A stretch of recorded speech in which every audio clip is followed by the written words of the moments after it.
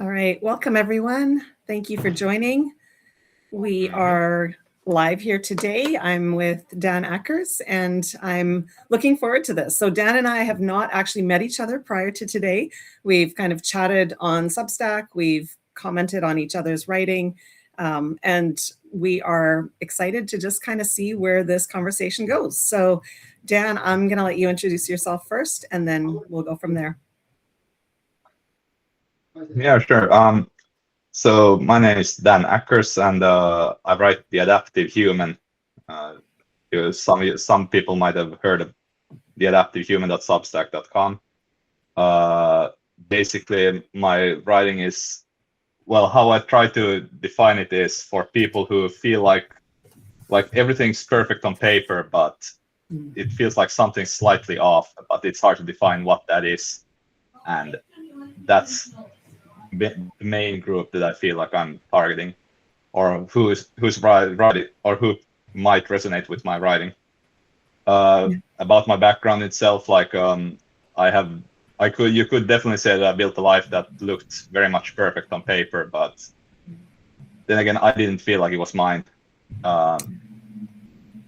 In the long story short, that I might get into more detail later, but I built a company, I was CEO, and then I stepped down because it didn't feel like my thing. So that's my background. Okay, awesome. Well, yeah, I'm looking forward to hearing more about it for sure.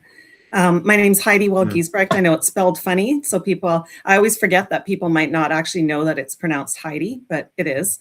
I write encouragement along the journey. Well, I didn't know that. You probably thought of it as Heide or Heide or something like that. Something like that. Yeah. I've described my writing as an art exhibition of the thoughts in my head, because I write about whatever happens to be on my mind. There definitely have been themes that I've discovered come back again and again.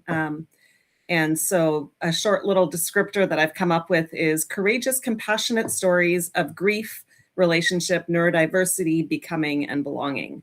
So just to kind of give a bit of a sense of what I write about. In my paid work, I'm a therapist. I work in private practice and I really enjoy it. I have, however, reconnected with writing kind of in the last year and have discovered how much I love writing. And in the process of that, I've started doing lives and I realize, oh my goodness, this is like my new hobby. I love it.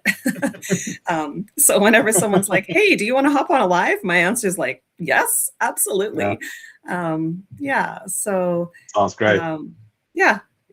So where you said that you're on vacation right now. Where are you, Dan? Like what country are you in? We drove. I'm still in Finland. Like I'm from Finland, and we drove to a different city. Some people might know the Moomin world is kind of popular around the world. I think some people have heard about it. Okay. And we decided to have a family trip to the Moomin world. So our kids were really excited to see all the Moomins and Little Me and Stinky and all the other characters as well. Oh, that's awesome. We just got back from our family vacation. Definitely had many.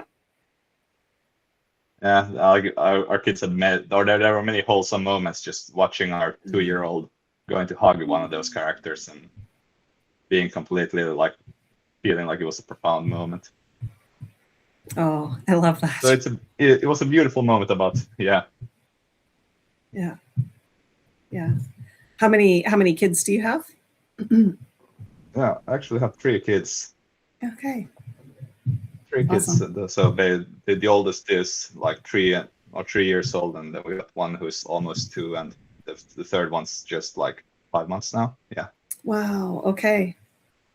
So they're really small. Yeah. Well, I have 4. They are now a lot older, but they were all very close in age. They were all 20 months apart. So when you say your ages, I'm like, I know what that feels like. Yeah. I always described it as like it feels like having fine, but yeah. Yeah. Except it feels like having twins, but without the benefit of having twins. Like when you have twins, everyone goes, "Oh, that's so hard." but when you have them like really close together, it's just like, oh yeah, you got kids. Yeah.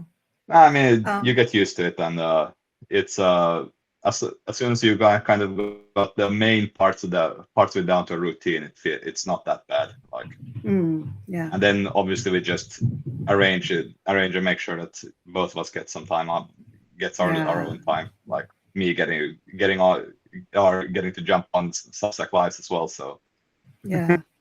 Yeah. Well, I'm curious, like when we talked about the topic of like building a life that works, and you've had some personal experience around like having something that looked incredibly successful from the outside, but sounds like on the inside it did not feel life-giving. It didn't feel successful. It didn't feel like where you had joy to be. Like feel free to share some of that, because I'm curious. Like I definitely want to hear about that. yeah, I feel like going into a little bit of a story mode here might be Sure.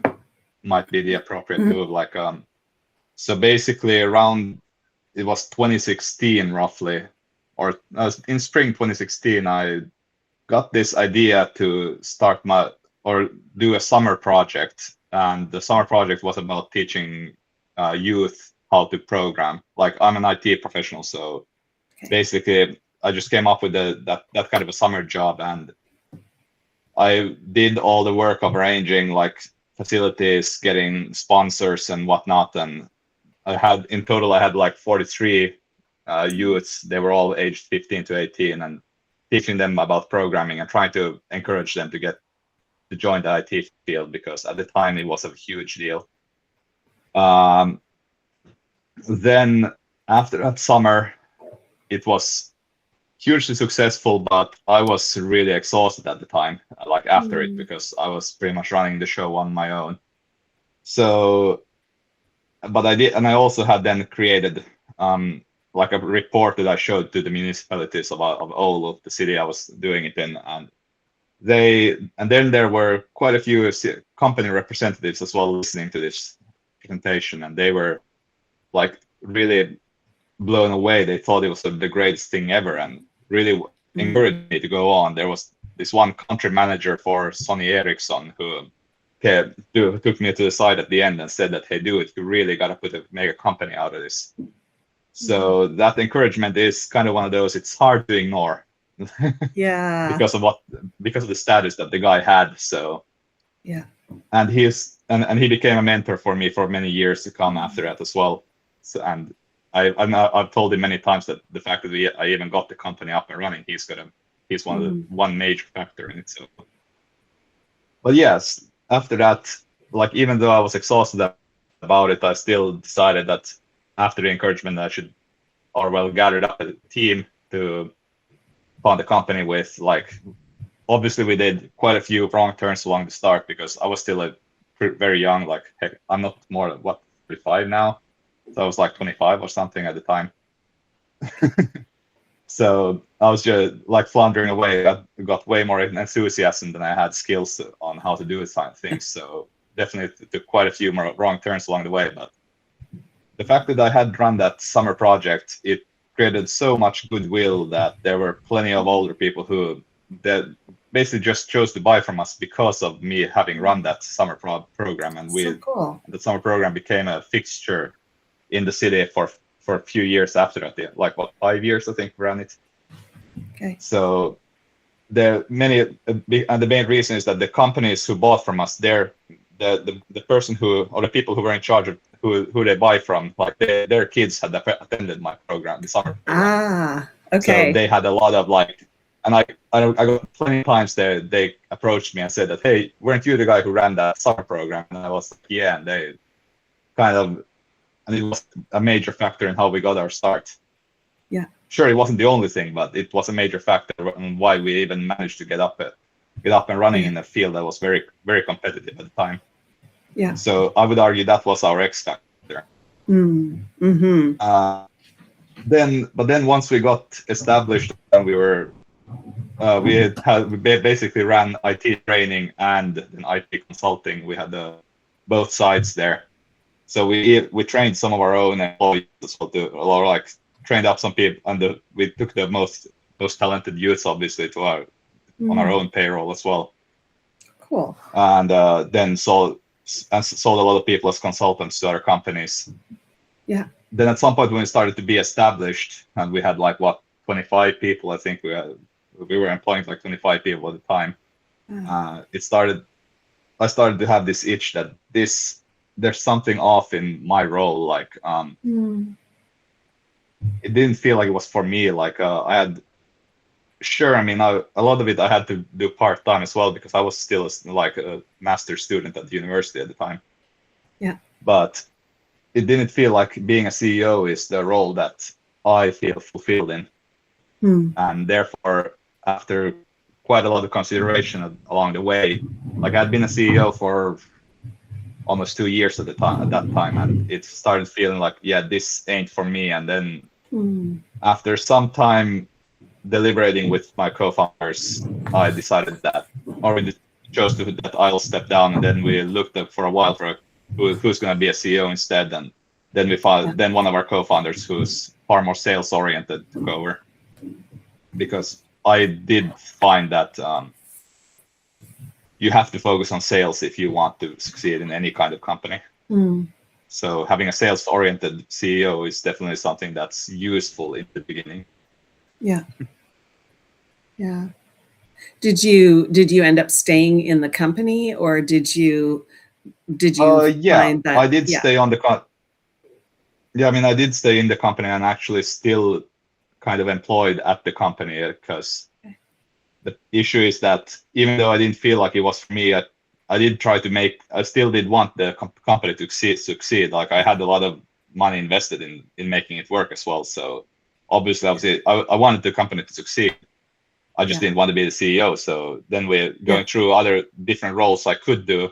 Well, I mean, I am still like software developer. So we're basically, I was like educator, trained people in how to become software developers, and then I was also just a consultant for the companies as well, writing code. Yeah. So I'm curious, like I think often in experiences like that, we learn a lot about ourselves. Like we learn the things that we don't enjoy, and we learn the things that we do enjoy. So I'm curious, what did you learn about yourself? You learned you didn't love doing the sales. That wasn't your biggest joy. Are there other things that you found out about yourself that were surprising?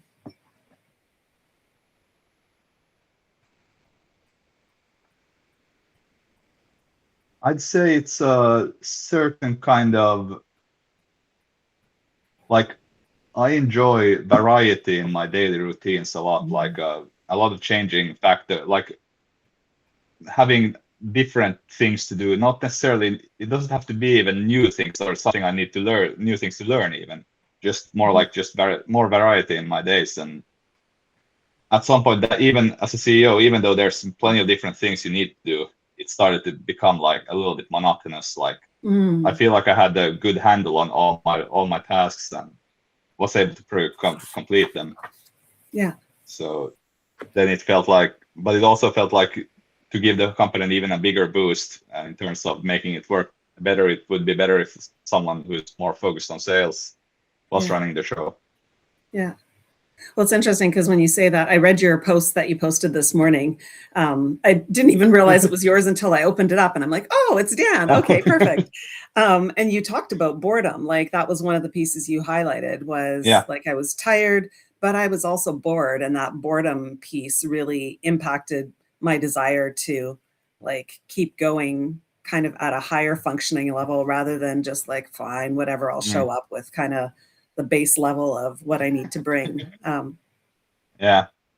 No, I mean, that's also then, because then after I stepped down from a CEO, I stepped into the being a software consultant, like full time, more or less.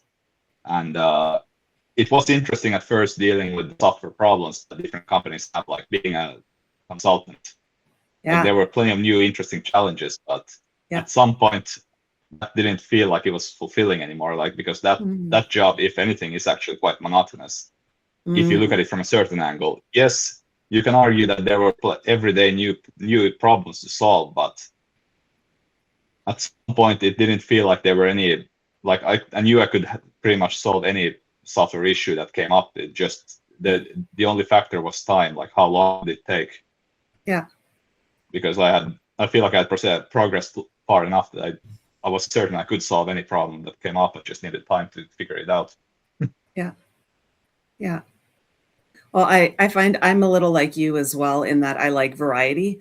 It's funny because my partner, he's a database administrator, and I think he does like variety in his work, but with things like I always laugh because when we were first married, he would like make sandwiches every day for lunch, and it would be the same sandwich every day.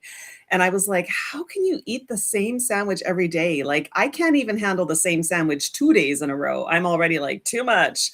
But I've found that in my work as well, that I need the variety, because if it feels like it's just the same thing every day for the, however many hours, I very easily get into I don't want to do it. Yeah. Yeah. But it's interesting I because I mean, think some people do like kind of the predictability, the same thing every day. That feels really doable. But I think it's good to know those things about yourself. Yeah. Go ahead. it's in some things I would say I definitely enjoy having a stable rhythm, because I don't think too much variety is bad as well. So you need to find Yeah. some kind of a good middle ground there. Like, what's the Yeah. good middle ground, so that you have some variety or enough variety, but then still have a stable framework. Or frameworks is such an annoying word, but basically some kind of a foundation that you're following. Like, Yeah. that's some kind of a structure that you still Yeah. operate around, because freedom isn't good either. That's something we Yeah. learned way too many times as well while getting Yeah. started with the company. Yeah. Too much Well, freedom isn't good. yeah. And it's interesting because as you're saying that, I find myself thinking that's probably like, I think it's true for everyone, but where that balance is probably is different for different people. Like, That's definitely true. Yeah. yeah, some people I think need a lot of structure with a little bit of flexibility, and some people need a little bit of structure with a lot of flexibility. And yeah, when I was thinking about like, Yeah. building a life that works, one of the things I thought about was it feels like it's one of those things that it really starts with us knowing ourselves well. Because if we're Mhm. doing what we think we're supposed to be doing, or we're running a script that we think society tells us we need to run, it often doesn't fit. Like, it's my favorite saying is one size fits none. Like, I hate one size fits all things, because you're like, yeah, no, it doesn't actually. Yeah. But yeah. Oh, Yeah, true. No, one size doesn't fit all like that. And something we noticed yeah, because we obviously had to hire people into different roles, and depending on the yeah. person, we saw with some people we noticed that if we gave them the correct amount of, like, or let's say more like made their sandbox the appropriate size, that's when we got the most out of them. Like, some people needed a large sandbox, some people needed a smaller sandbox, but when Yeah. you found that, like, proper amount, that's when it started to click with it. And it wasn't the same for everyone. Sure, there was some guidelines we knew from the get-go that it's somewhere around here, but then we needed to just adjust on the fly to figure out what's for this particular Yeah. person. Oh, I And love that's that something, expression. yeah. And obviously, like, then applying that same principle to yourself, like, it's not, you need some amount of freedom, but then you also need some amount of structure. Where Mhm. that middle ground is for yourself, well, the funny thing is that it's far easier to notice where those lines are for other people than they are to notice them for yourself. Isn't that always the case? Oh my goodness. Yeah. Oh. Yeah, Okay, I we wrote that learned that down. many times as well. It's far easier Uh, to notice it than yeah, for others. yeah. I wrote down your made the sandbox the appropriate size. I love that visual. That's so awesome. Like, so true, right? Yeah. Yeah. Uh, yeah, it's interesting. Like, trying to I was curious for you, what kind of what did it feel like to start making some of those changes? Because you said, like in your writing this morning, you were talking about how like boredom and tiredness, and eventually you kind of wondered if spending any more time on yourself would actually lead you anywhere. And so you were like, from the outside, you looked like you were functioning, everything looked good, but inside you knew that it wasn't actually like you. The way I read it was you were basically surviving rather than thriving. And so I would definitely say that's the correct yeah. Yeah. Go ahead. Continue. Yeah. Well, I guess two questions came up for me. One was what eventually got you to the point where you were like, something has to change? Because I think we can like stay in that I'm functioning, I'm surviving place for a really long time. And then something pushes us to the point where we can't stay in it anymore. So that's my first question, is what pushed you there? And then I guess my second question related to that is, taking that first step towards changing something can really feel scary sometimes for people. And so what was that like for you? Were there fears? Were there uncertainties? Did you kind of have to let go of things? So, yeah. So if we start with that piece that I published this morning, it's it was one of those where it was actually, you know, the idea for that piece came from when I was rereading the piece I published on Sunday, and then I noticed that, hey, actually I talked about that, or skirted those topics on the Sunday's piece, and then decided to go a little bit deeper on that. And like I think I wrote as well, like the boredom is the main thing, and what it starts to do is that you start to feel more hollow inside, like you don't necessarily like. At first I was just, you know, barely or surviving at work, just doing the bare minimum because I didn't feel like I needed to put more into it. Like I could get my work done and just with less effort pretty much. And that's the thing, is that at first that feels okay and it's rational. It's something that people understand. It's easy to explain to other people. And at work they don't notice or even care necessarily, because I still do my job. I still get the results they want. So then, and the issue was, like I also wrote in the piece, that I knew I wanted something else, but I also was at a point where I knew I couldn't get away from what I was doing. Like I am, because I was still the largest owner, and moving away at that point would definitely have hurt or affected negatively the company. So it was basically a no-go for me. So I figured then just surviving through these years until we get to the point where me leaving wouldn't be an issue anymore. I knew we would get there eventually. I just didn't know how long it would take. So I figured I can survive until then. And therefore there became many rationalized decisions along the way, or easy to rationalize and describe decisions along the way, that made me just do less and less at work. I still got the job work done, and people sometimes praised me as well, like I did a great job, even though I felt like I was just giving bare, you know. But the funny thing is that that's something I actually only noticed afterwards, is that the bare minimum effect, like at first it was only at work for sure. Like I knew I was still living and enjoying my life at home, but it's only later I did realize that it actually started coming home as well, and it affected me, or affected my relationship as well quite a bit. And I think we had plenty of arguments where I didn't even understand why we were arguing, because I felt like I was doing normal, when the fact was that I wasn't. So then, but still, like it was in the back of my mind as well that I didn't know what would be the next thing. And even though actually I've been in the point where I could have stepped away from the company for over 2 years now, and it wouldn't have affected it negatively. But the thing is that I didn't know what the other thing would be. Like like I had the push to get away from my old job, but I didn't know what would it be, what should I do instead. And like that was a difficult part as well. Like if I want to make a shift, I should at least have some idea what that would be. And I didn't really have good answers to that. Therefore, the more when you get to that cycle continues for quite a while until, like, obviously I was looking through job listings here and there and just trying to feel out in my thoughts, like, what might it be? But the thing is that the more it all came back to me that I should probably, the only way I am going to be happy is probably if I'm doing some kind of somehow doing my own thing again, because that's where I drive from, more or less. And then last autumn, I think it was in November or something, I was actually on my parental leave at the time. In Finland, we have this thing called parental leave. It's a good thing. We have that here in Canada too. Yeah. Yeah.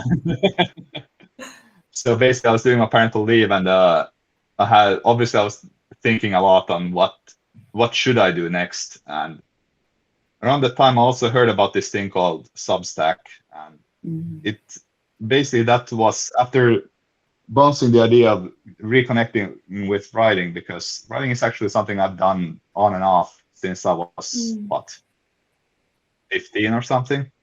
Wow. And I mean, I've done it on and off here and there along the way. And then once I discovered Substack, it just felt like, I mean, I guess I could give this a try. And right now I'm in the moment of, like, I am excited about the Substack thing, trying to grow readership and have people follow, and then I would also want to turn this into some kind of a business for me, but I'm not entirely sure what that will look like yet, because well, I'm not in a lane that's easily to define. On, like, it's not the type of writing I do isn't one of those that most people are doing. And therefore I feel like I need to figure out some kind of a way to make this make sense for myself, and then also make it make sense for other people as well. Because I do, like you probably also felt when you read that, I have a feeling like what I write does resonate with quite a lot of people. It's the monetization part there is the difficult one. So I think, I'm not sure if I answered fully your second question, like how it felt. Basically, last autumn when I was thinking about or found out about this, it felt like an interesting opportunity. And then I got started in December last year, and then basically I've gotten more and more excited along the way. I've tried to refine my writing process to make it, and also to find ways of how to improve it, and find ways of how do I express myself in a way that it doesn't, because also something I try to be careful about, especially when I wrote about my parents' divorce. I'm not sure if not everyone may necessarily have read those pieces, but I don't think I've read that one. My parents' divorce. I'll go back and look. So basically, it's staying in the conversation is what that piece is called. Okay. Because when my parents got divorced, it was a really tough time for me, and we had plenty of arguments with my mom, but it was difficult to write about, because I don't want to, in the text, definitely not, I don't want to write about that I'm blaming her, because I'm not really, but writing about it in a way so that I don't sound like I'm blaming her is actually surprisingly hard. So that was something I definitely spent many hours on, trying to figure out how do I say this in a way that is true to what happened, but doesn't make me blame her, because I don't blame her. I know that she did the best she could at the time, and I was a kid who didn't understand what was going on. So of course, oh man, you've touched on something. You've touched on something that I think is so real. Like when I mean, with being on here, the people who follow me are very vast, like varied and vast. I've got, family, friends, clients, and then people who have just found me on Substack. And that whole idea of, like, how do I write about this? I grapple with that one a lot too, because I want my writing to be inviting. So to invite people to think. I don't want it to be, hey, look at me. And I don't want it to be, like you said, blaming or throwing someone under the bus, because that's Yeah. not how I live my life. Like, and yet other Mm. people do impact me. And so it's like, I'm allowed to write my story, but how do I do it in a way that's really like respectful of me and of the other person, right? So it's yeah, I think it's wise to sit with those questions, but and then Yeah. as Yeah. you I were mean, talking about, oh, sorry, go ahead. Yeah. uh, basically just the best way I found on like how to write something without blaming each other. It's trying to stay as close to how you feel, how you Yes. perceive things as possible. Yeah. That's basically the trick. But then it's not that simple either.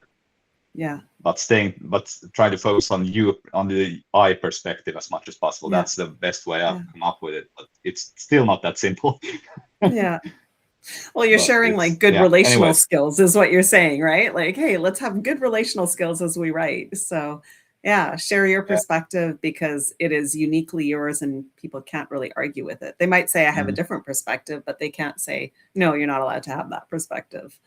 But Yeah. yeah, when you were talking about kind of getting to the point of, making changes, there were a couple of things that kind of jumped out at me.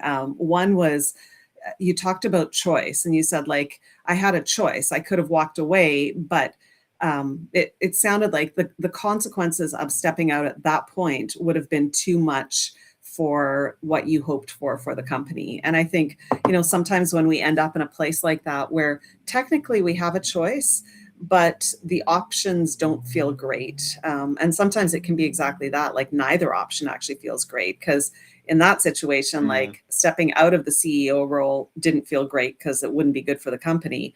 But staying in it also didn't feel great because it wasn't good for you. And so, Mm. I think sometimes we end up in these places where we do have a choice, technically. It just doesn't feel like either choice Yeah. is a good choice. And so you factor in Mm. which consequences are easier to live with. So that was one thing that jumped out at me. You also said something about Yeah. like in the moment you didn't realize how much it was actually impacting your relationship. That was only in hindsight.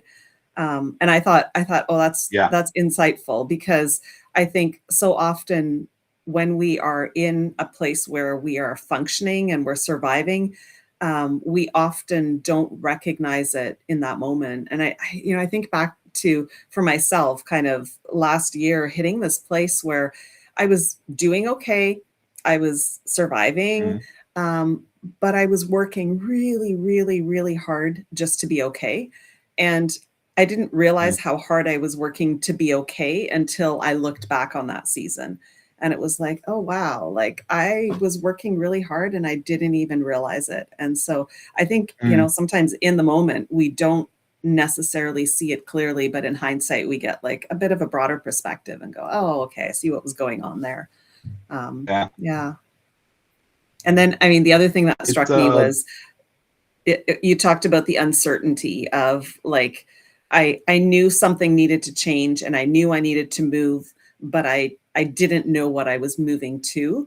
And I thought that is so Mm. relatable because I think a lot of times we know that something is shifting, but we don't see the path. And I my instinct is that for some people that's where we stall out because we can't see the path clearly. We don't actually take the next step. And I think sometimes in order to see the path, we actually have to take the step, even if we don't fully know what it means or where it's going to take us. So, yeah. and that's why what I was writing about also was so difficult because I know that there are some things when Mm. you, or sometimes when you actually have to just take a step in the dark because you Yes. don't, literally because you don't know any better.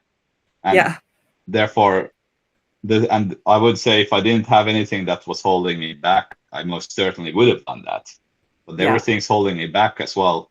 So Yeah. therefore, it it wasn't, like I've and if we go, you were actually talking about that functioning and Yeah. how to read, like how you see that only in hindsight.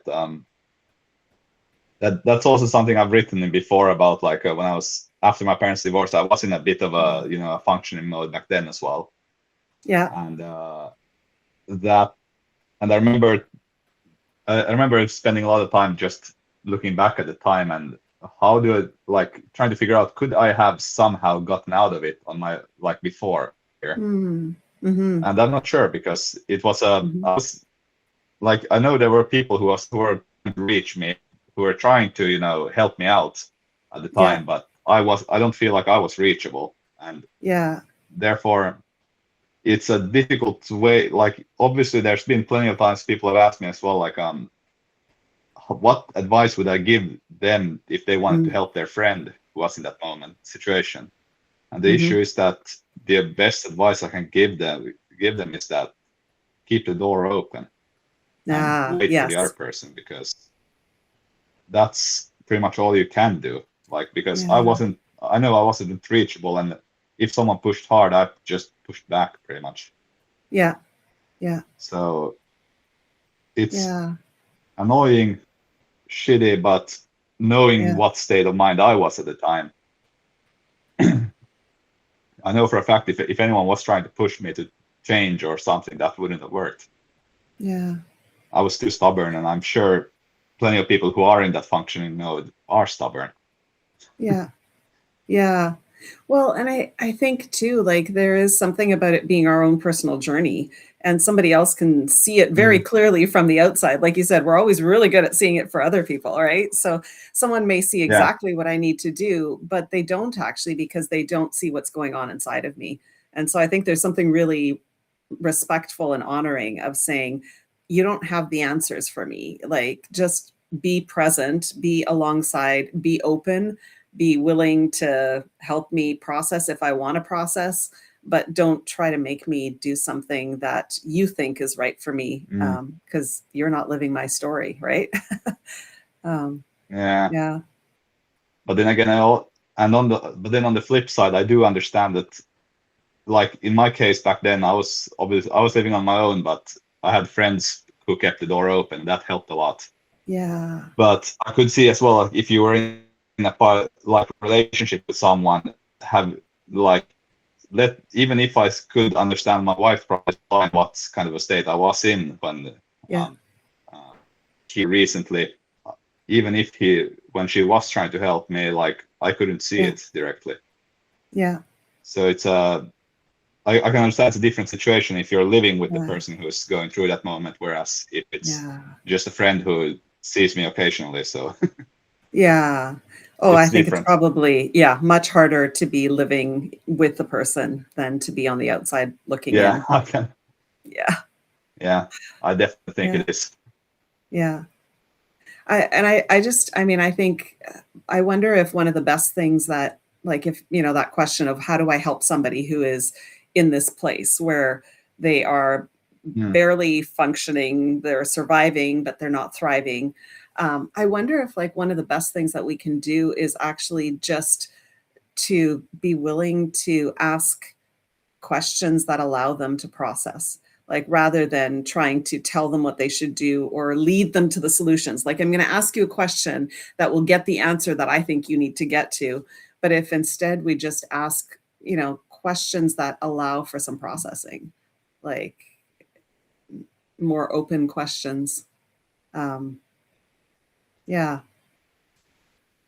It's difficult to say, like, because obviously when you suggest this idea, I am trying to, like, mirror it. How would I have felt if that happened to me when I was in that state? And it's a solid maybe.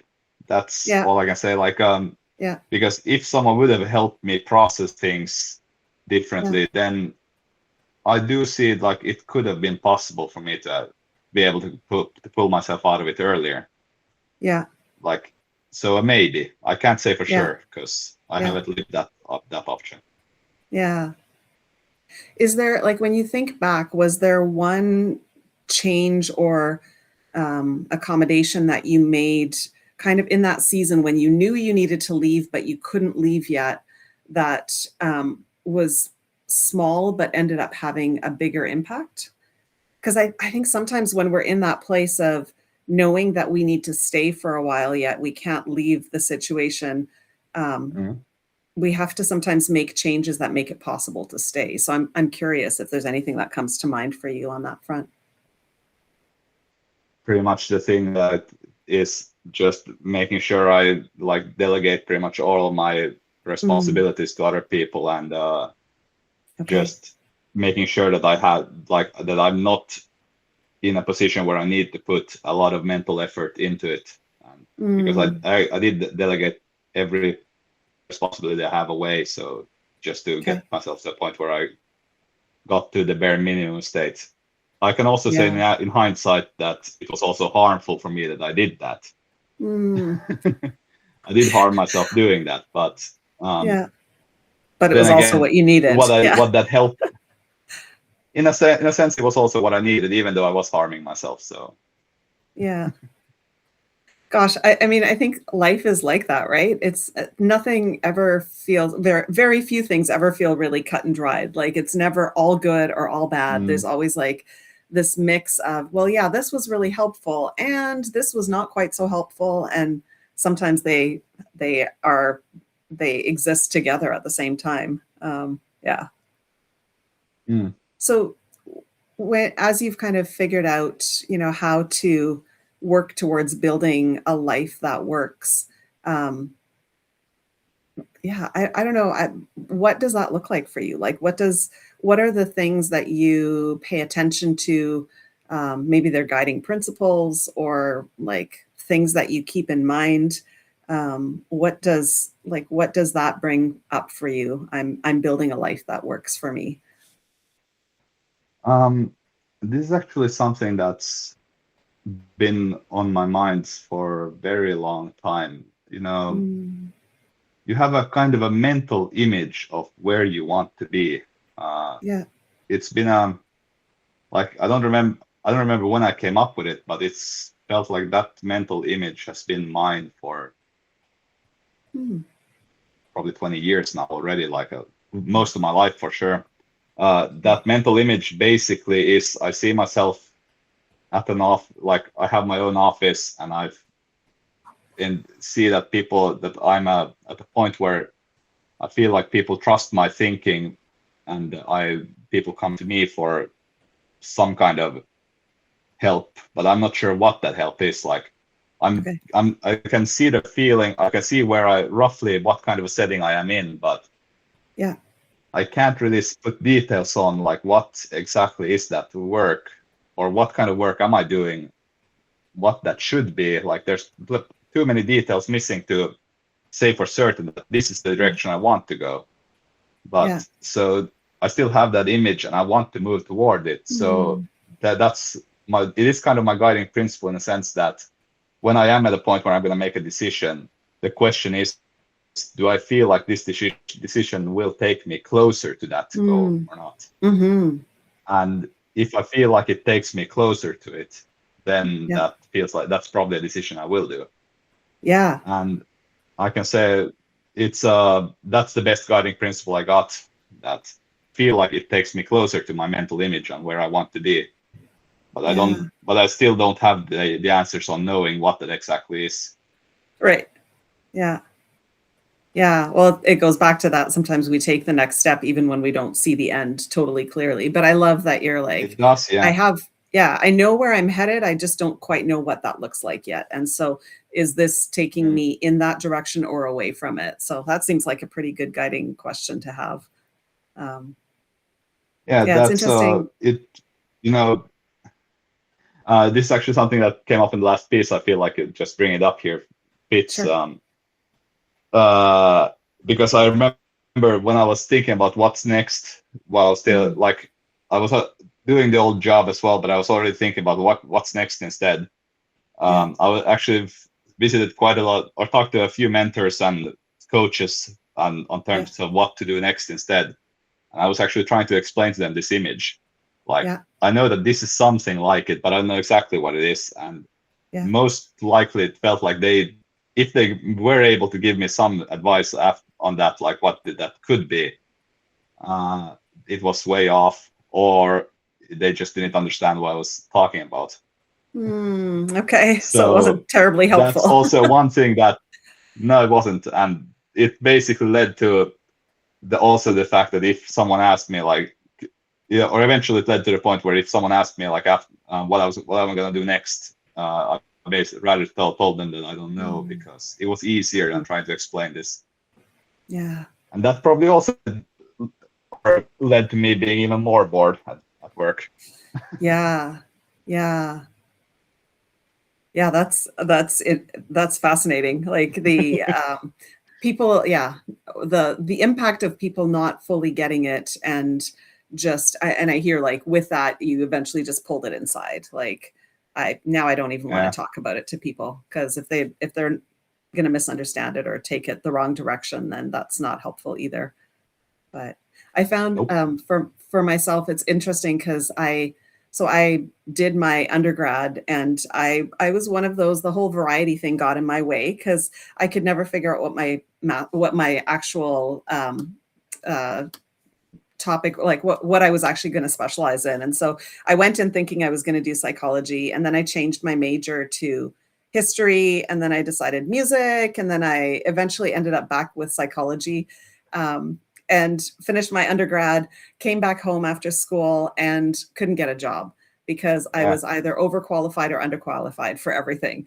And so through a family connection, got hired at a credit union and worked in the credit union for a while. And I had like visions of working my way into maybe human resources. That kind of interested me, the whole working with people thing.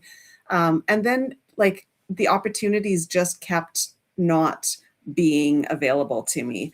And eventually I got to this point where I was like, I'm done. I have to get out of here. I need to do something else. And so I went back and did my master's in counseling psychology.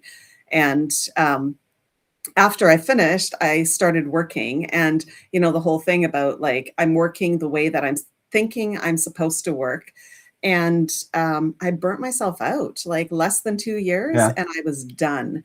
And I walked away from it. And my words were, I will never do this again unless an opportunity drops into my lap. Like that was it. I was done. And my partner was like, we just put you through school. Do you know how much money that cost? And I was like, yeah, but I mean, who I am as a person it's not just about who I am as a counselor. Like that same who I am there is also who I am with my friends and in my relationship with my partner and in whatever job I end up doing. And so, you know, when I think about for myself, the guiding principle piece has often been about how do I show up as me in whatever I'm doing? You know, is this allowing me to show up as the person I am, or am I feeling like I have to be something? And I think for me, part of what the burnout was at the beginning was this idea of how I thought I was supposed to show up as a counselor. And it actually wasn't, it wasn't congruent with and honoring of who I actually am. And so I did eventually end up back doing counseling about 5 years later, when my internship supervisor randomly called me up on a Friday night to say, hey, can you start on Monday? We need someone to step in and fill in for a counselor going off on medical leave.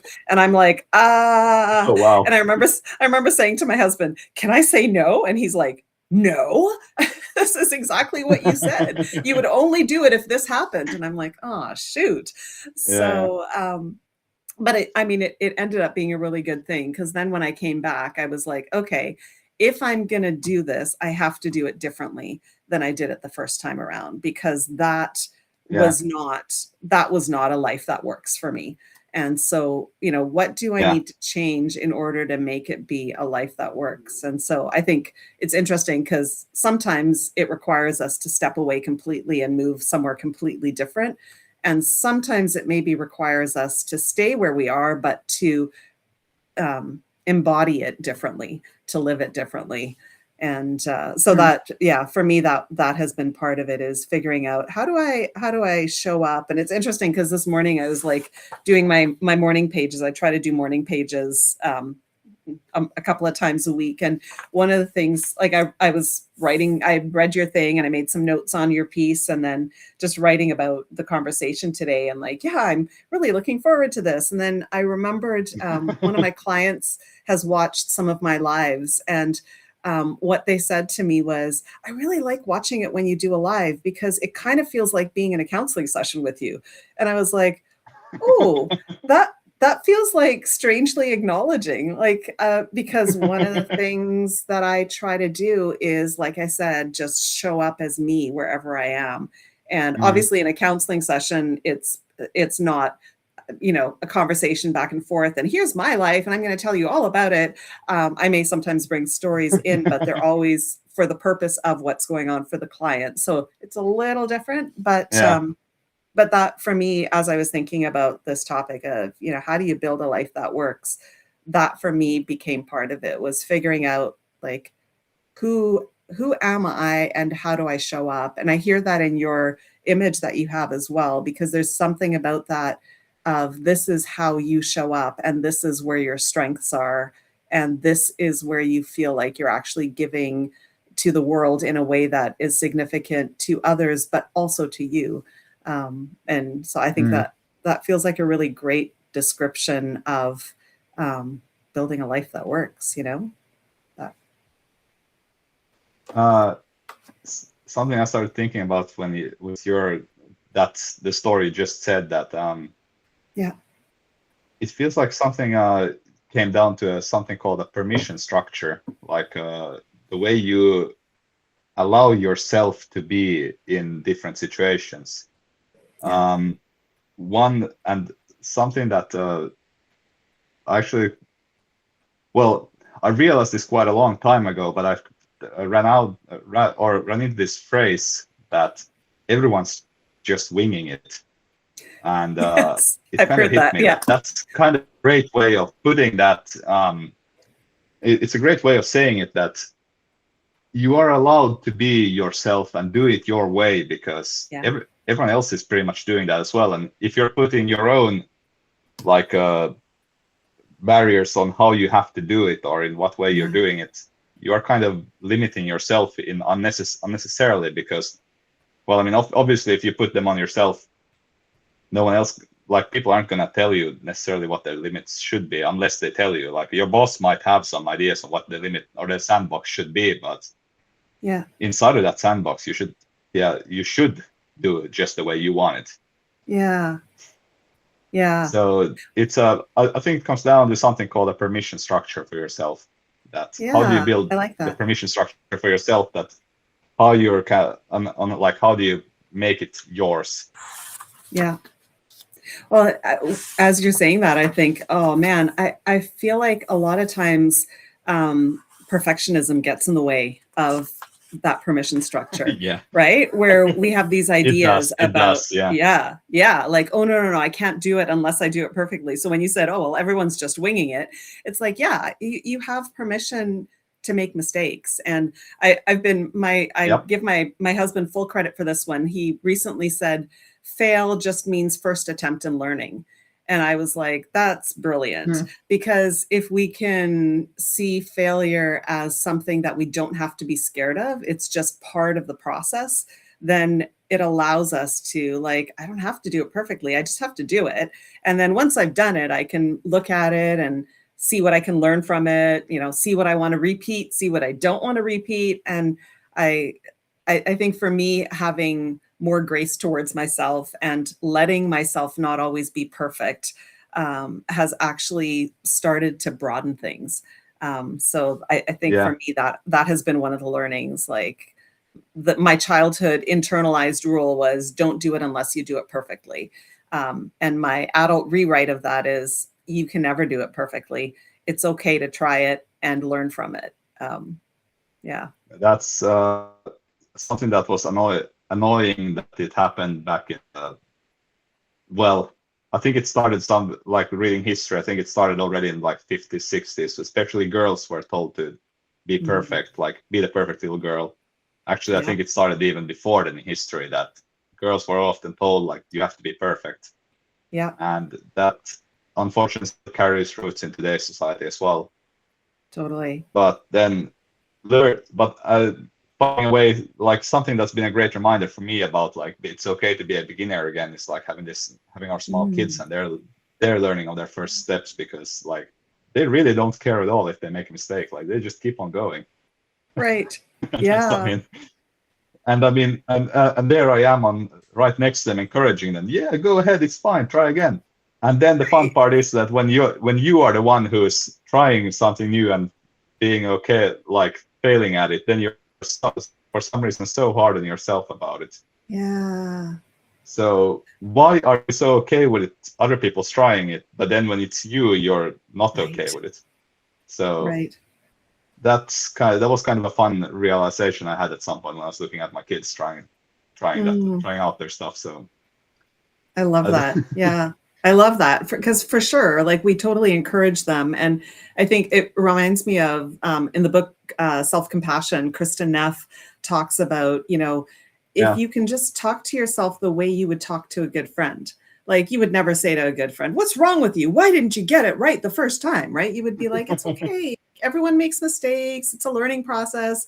And so she talks about self-compassion being like, talk to yourself the way you would talk to a good friend, because Mhm. often we are really hard on ourselves. And it's interesting because I'm working through The Artist's Way, and this week the part that I was reading talked about perfectionism. And I'd written this down, so I was like quickly getting it in my book here. But she says, for the perfectionist, there are no first drafts, no rough sketches, no warm-up exercises. Every draft is meant to be final, perfect, set in stone.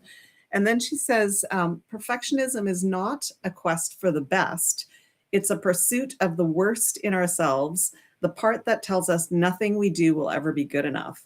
And I was like, oh, that hits hard. It's like, yeah, okay. So we think perfectionism is protecting us and trying to get the best out of us, but it's actually keeping us from pursuing what we really want to pursue.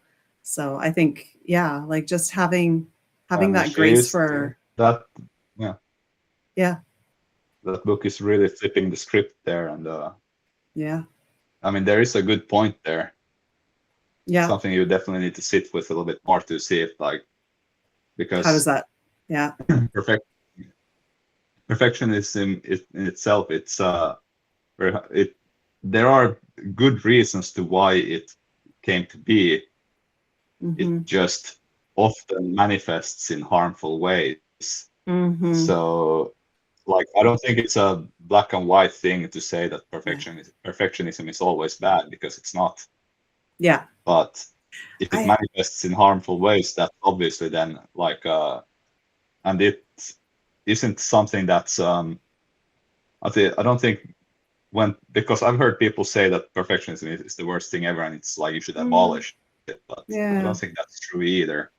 Yeah. Like finding ways to live, because there are one good thing about perfectionism is then again that you pay far more attention to detail and Yeah. trying to get something right.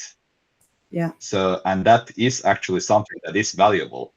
Totally. So then comes the question is like at what point, or how do you implement this perfectionism attitude in yourself in a way that's actually helpful for you, Yes. rather than Yes. directly saying that it's a something harmful for you. Yeah.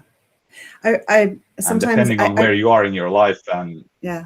yeah, like depending on where you are in your life and what you're trying to accomplish, it will look different on what that something is and how it should be implemented and how it can serve you. Yeah. But I think it can. Um, Yeah.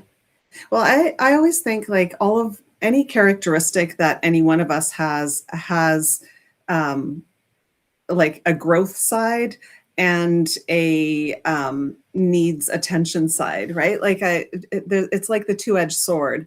On the one hand, yeah, there are things about it that are really good, and you identified some, like someone who has tendencies towards perfectionism often pays great attention to detail, notices things, and those are really good things.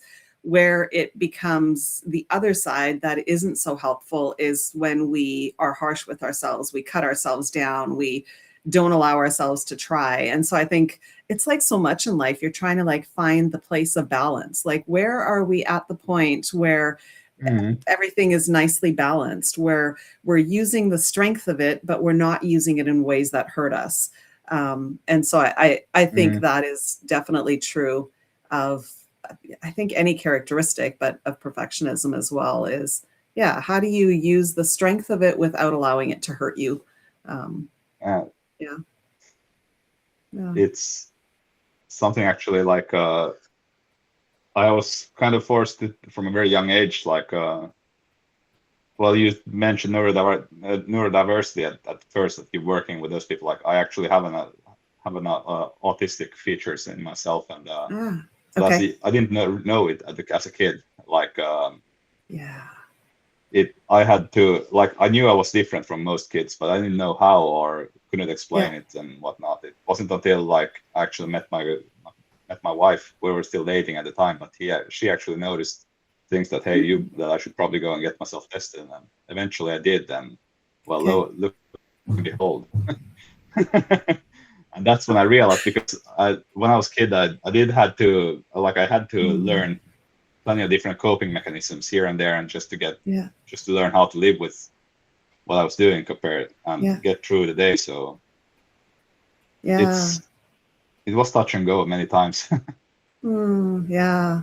But Well, I it's can relate to the interesting. point that I Yeah. mean, yeah, My family, my kids are now 21 to 26, and all four of them and my partner are ADHD, so autistic and yeah, ADHD.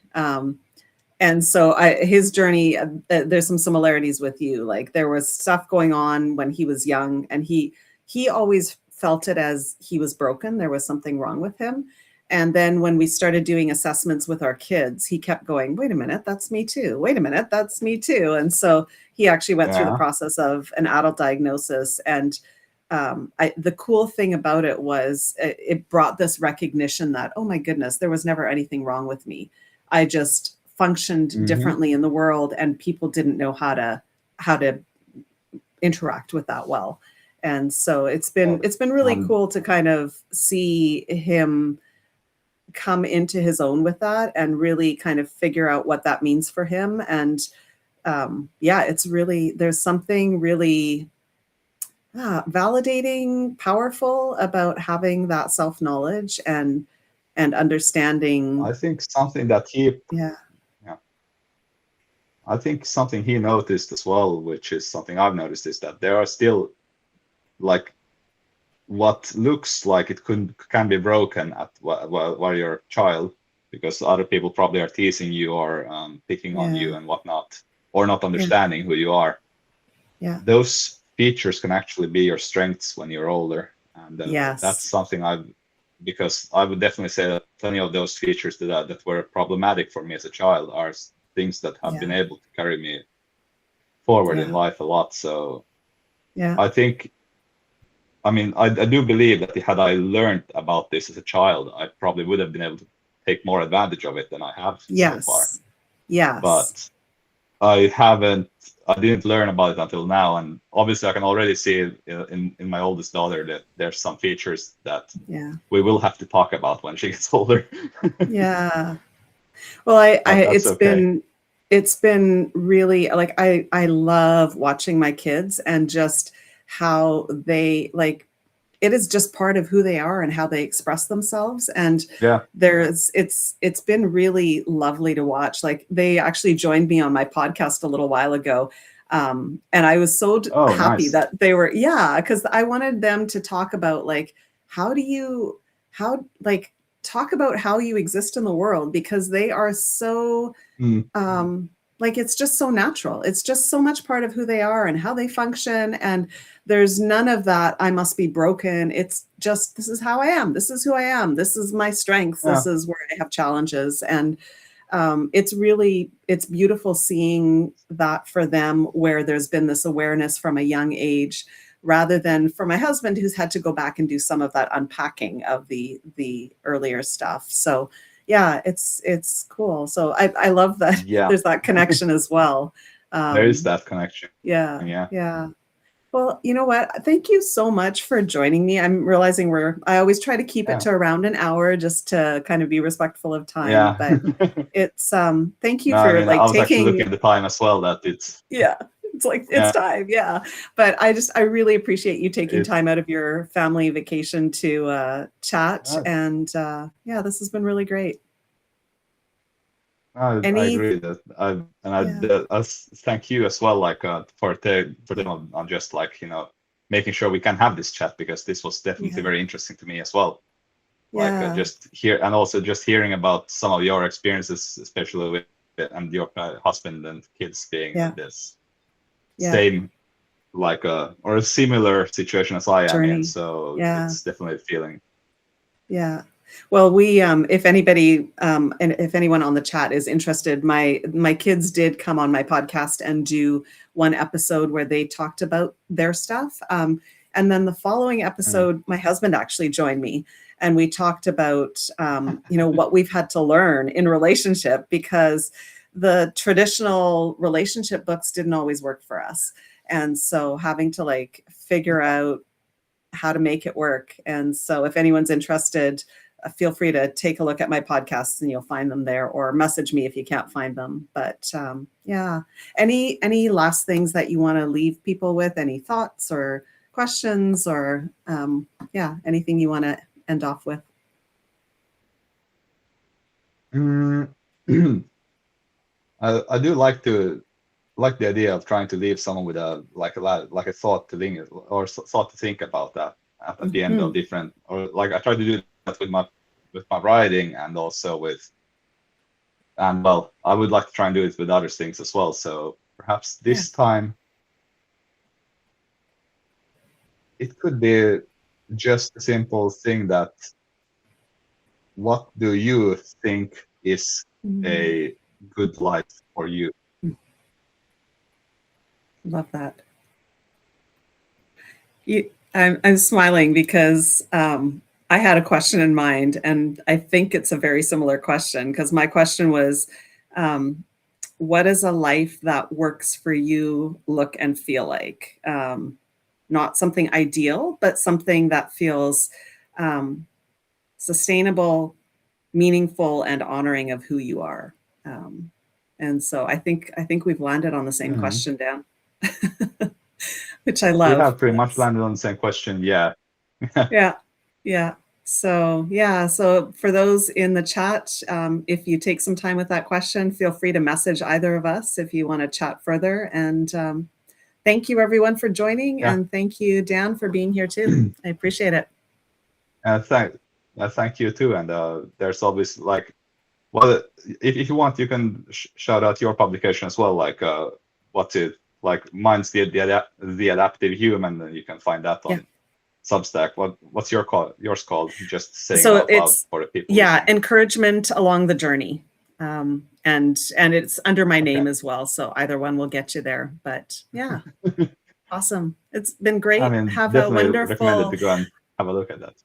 Yeah, please do, and let me know what you think. I think I often find some resonance with what you're writing, so I love synchronicity here on Substack, and it's great to find that. So awesome. Yeah, I keep feeling like today is Saturday because it's Canada Day here, so it's a holiday for us. So I'm going to say have a great weekend, everyone, even though it's not the weekend yet.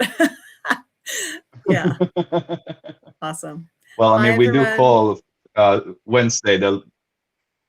Yeah, people do call Wednesday the Little Saturday, so maybe perhaps this is the Little Saturday then.